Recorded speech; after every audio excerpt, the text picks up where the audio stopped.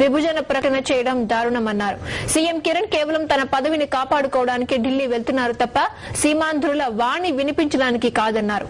చంద్రబాబు మరోసారి డ్రామాలకు తెరలేపుతున్నారని ఆగ్రహం వ్యక్తం చేశారు. బాబు ఆత్మ గౌరవ యాత్ర కన్నా ఆత్మ విమర్శ యాత్ర చేయడం మంచిదన్నారు. కిరణ్ కుమార్ రెడ్డి, సోనియా గాంధీ, చంద్రబాబు అందరూ కలిసి ఆడుతున్నటువంటి నాటకం ఇదంతా కూడా. వీళ్ళు చాలా స్పష్టంగా విభజనకు అనుకూలంగా ప్రకటించినటువంటి వాళ్ళు. విభజన ప్రకటన తరువాత ఏదో ఒక రూపేణ లబ్ధి పొందటం కోసమని అనేక రూపాల నాటకాలు ఆడుతున్నటువంటి వాళ్ళు. మాదంతా ఒక్కటే ఎజెండా. ఆ ఎజెండా విభజన ప్రకటన వాపసు తీసుకోవటమే.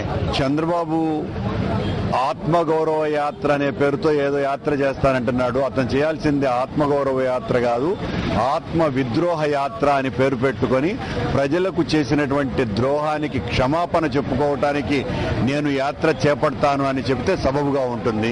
సీమాంధ్ర ప్రజలందరినీ కూడా నట్టేటన ముంచి సీమాంధ్ర ప్రజలకు పెద్ద ఎత్తున ద్రోహం చేసి ఈ రోజున ప్రజలను చైతన్యవంతుల్ని చేయటానికి ఆయన యాత్ర చేపడతాడట. అసలు ఇక్కడ ఉన్నటువంటి ప్రజలంతా కూడా చాలా చైతన్యవంతులై ఉత్సాహవంతులై జరిగినటువంటి నష్టానికి వ్యతిరేకంగా వీధుల్లోకి వచ్చి ఉద్యమాలు చేస్తుంటే అసలు ప్రజలు చైతన్యవంతులైనారు. నిన్ను చైతన్యవంతుడిని చేస్తారు వాళ్ళు రోడ్ల మీదకి వస్తే. కాబట్టి నీకు చైతన్యం తెప్పించుకోవడానికి కావాలంటే వీధుల్లోకి రావాల్సిందే తప్ప నువ్వు వీళ్లను చైతన్యవంతుల్ని చేయాలా అనేటువంటి నీ ఆలోచన చాలా తప్పని. నీది ఆత్మ విద్రోహ యాత్ర, ఆత్మ న్యూనత యాత్ర, ఆత్మాహుతి యాత్ర తప్ప మరి ఇంకొకటి కాదు అని సెలవిస్తుంది.